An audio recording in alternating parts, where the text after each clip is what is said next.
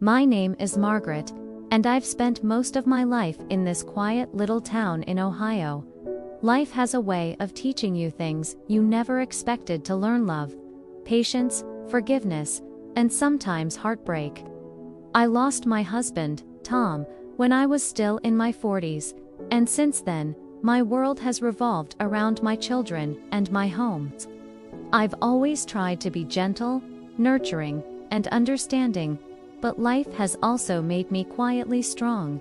Today, I want to share with you a story that has lived in my heart for years. It all began last spring when I noticed something unusual about our neighbor, Mr. Reynolds. He had always been a quiet man, tending to his garden in the evenings, waving hello when he saw me on the porch. But then, almost overnight, strange things began happening. People were coming and going from his house late at night. Cars parked in odd places, hushed voices behind closed doors. I didn't know why, but something deep inside me told me that not all was right. One afternoon, my youngest son, Daniel, came to my kitchen. He had always been my most responsible child, the one who understood my sacrifices without needing me to explain them. But that day, I noticed something different in his eyes: a hesitation, a tension. I asked casually, "Daniel, have you been helping Mr. Reynolds with anything lately?" He shifted uncomfortably, avoiding my gaze. "Mom, yes, I've been helping him with some money matters. He promised it would be temporary. Just until things get sorted out."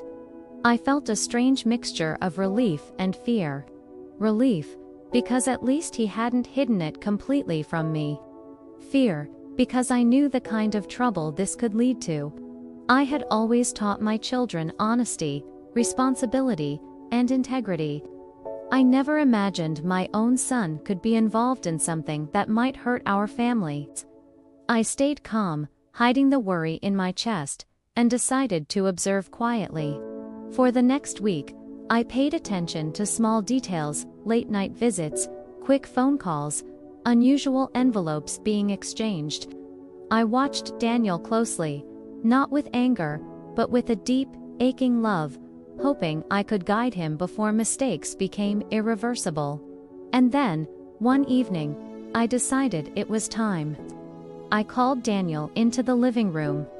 I made sure my voice was steady, soft, but firm. "Son, sometimes in life we must face the truth, no matter how uncomfortable or painful it may be. Avoiding it doesn't make it go away." He looked down, shame in his eyes, and then slowly began to explain. Mr. Reynolds had been involved in some shady financial dealings, borrowing from people he shouldn't have, hiding debts, and making promises he couldn't keep. Daniel, wanting to help, had agreed to assist him with some of the bookkeeping, thinking it was harmless and temporary. I listened quietly, my heart heavy but calm. I could feel the weight of the choices my son had made. But I also knew that punishing him in anger wouldn't teach him the lesson he needed. Instead, I said gently, "Daniel, I understand why you did it, but it's time to make this right. We can't let someone else's mistakes become ours." The next morning, I invited Mr. Reynolds over for tea. I had spent hours preparing my words, thinking about the delicate balance between honesty and compassion.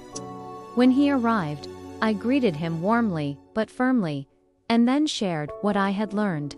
I told him that I knew about the loans, the secret meetings, and Daniel's involvement. But I also reminded him that actions have consequences, and that protecting his family and neighbors' trust was more important than hiding mistakes. At first, he was defensive, arguing that Daniel had overstepped, that he had acted on his own. I stayed calm, speaking slowly, letting each word land with quiet authority. "It's not just about right or wrong," I said. "It's about the life you leave behind. We all make mistakes, Mr. Reynolds, but it's how we handle them that defines us." After hours of conversation, something remarkable happened. He sighed deeply, a long, heavy breath, and admitted his wrongdoings. He promised to fix the situation, return borrowed funds, and come clean with the people he owed. Daniel apologized for his part, tears in his eyes, and I hugged him tightly, whispering, "It's never too late to do the right thing, my son." Over the next few weeks, I watched as Mr. Reynolds kept his promises. Slowly, the tension in our neighborhood eased, and Daniel learned a lesson that no amount of lectures could have taught him. I realized then that courage isn't always loud or dramatic. Sometimes, the quiet, patient stand for truth, spoken with love and dignity, can change everything.